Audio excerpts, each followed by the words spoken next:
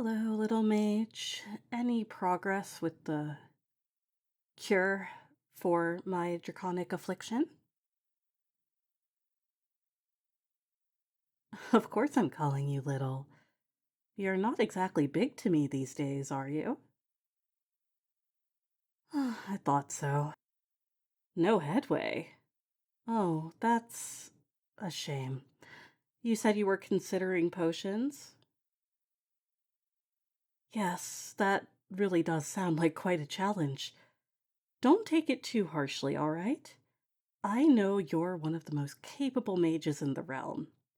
That's why you're on royal payroll, after all.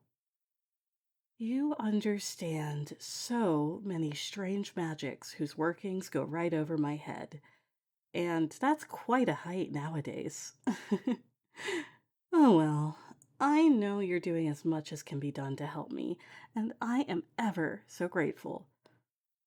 But if there's nothing to be done in the meantime, shouldn't we take my daily measurements? Come on, you're the one who impressed upon me the importance of collecting data. It would hardly do for someone so studious to leave a gap in the record, wouldn't it? Good, it's settled. I'll get my top layers off while you get the tape measure. And the ladder. I just need to manage all these damned straps and the ties. Ugh, there. Ready to go. Well,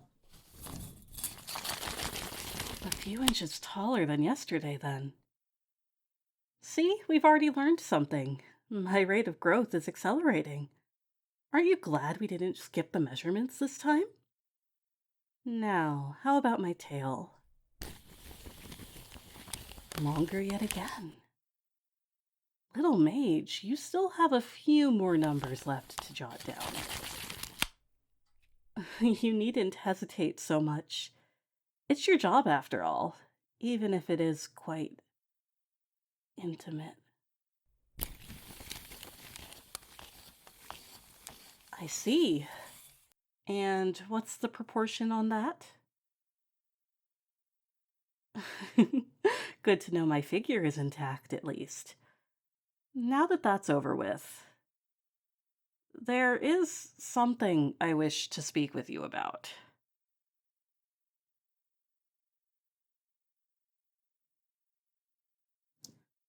I'll just come out with it. I don't want you to cure me. I know my condition perfectly well, thank you. Every day I grow more monstrous. I stand taller. My scales spread up my arms and legs. My teeth sharpen. My hands and feet grow into taloned paws. And it's the best thing that's ever happened to me. Ever since I can remember, my life has been a series of duties. I've been shuttled between signings and appearances and what have you, with nary a break for what I wanted.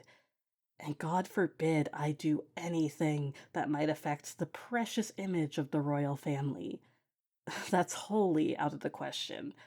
Even in my adulthood, I remain at the king and queen's beck and call. Every time I receive an invitation, I know refusal isn't an option. But the more I change, the more my parents fret. It grows harder and harder for them to fit me into the galas, into their beloved decorum. They used to be able to hide my tail under those ridiculous wide skirts.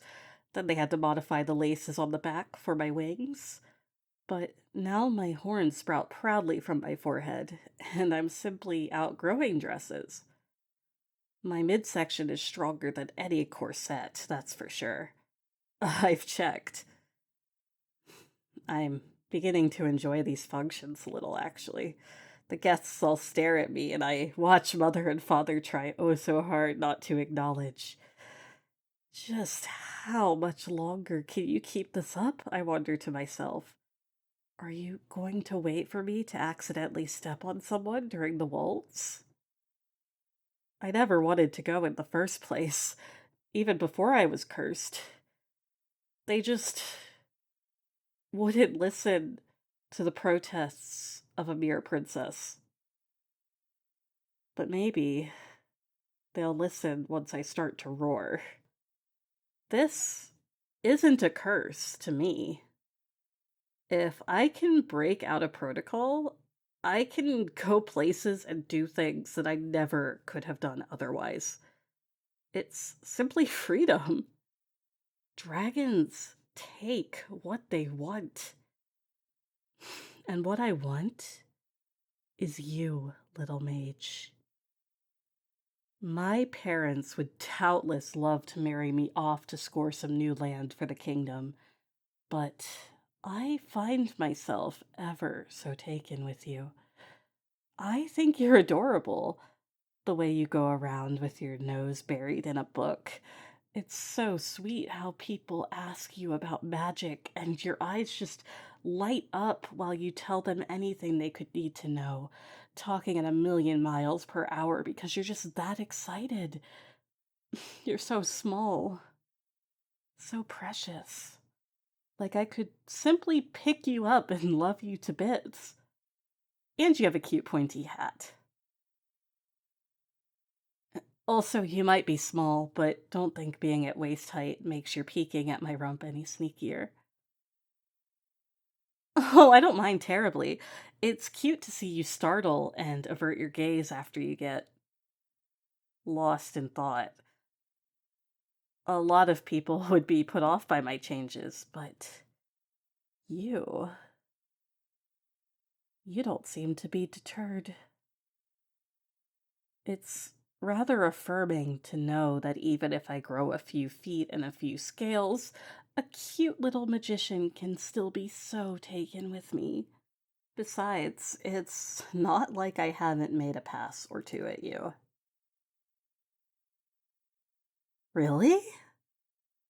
Even with the ways I would get so very close to you, press my chest up against you while you showed me something over your shoulder?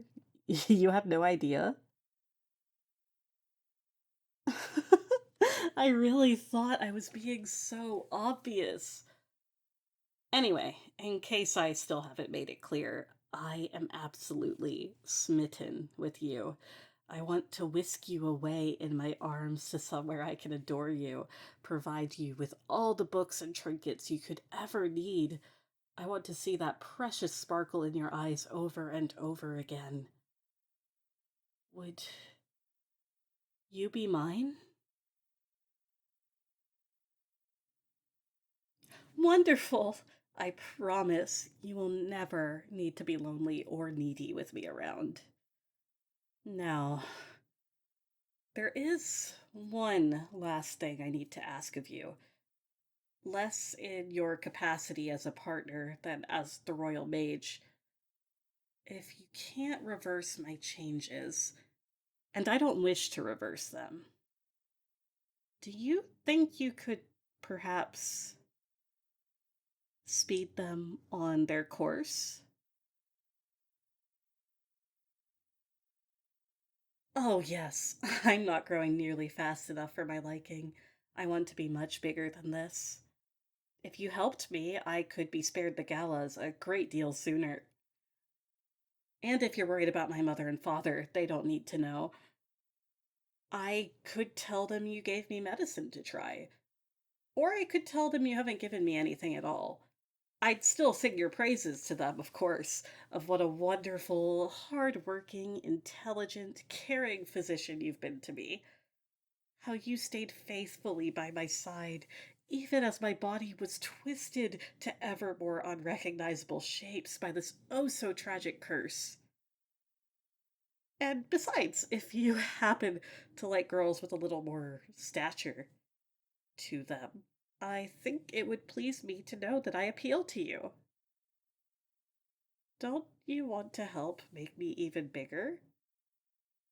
Maybe more monstrous? I can't grow to my full potential without you.